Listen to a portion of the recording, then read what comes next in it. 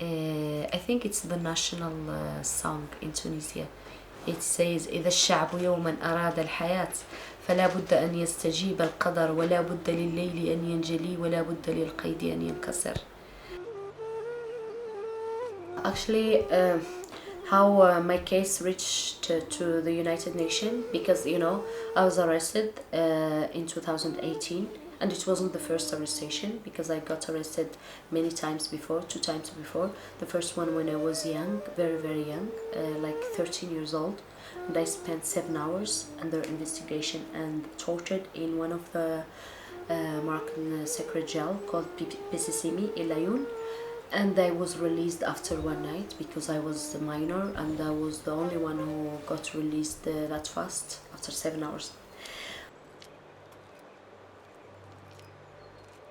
My name is Nazha Elkhalidi.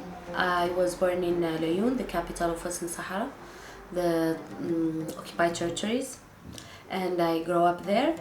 And I moved to Spain 2 years ago.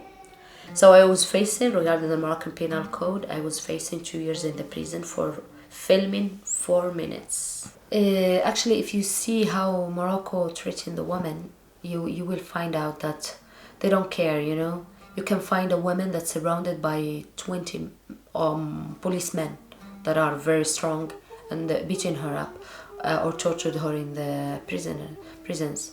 So, of course, when I go out to the demonstration, I feel fears because I'm a human being, and normally you have some fears inside you, as you say, I'm not sure, maybe I will die while I'm in demonstration, maybe they will hit me, very dangerous, hit in my head or something, So, but in the meantime, I say that it's something that I have to do,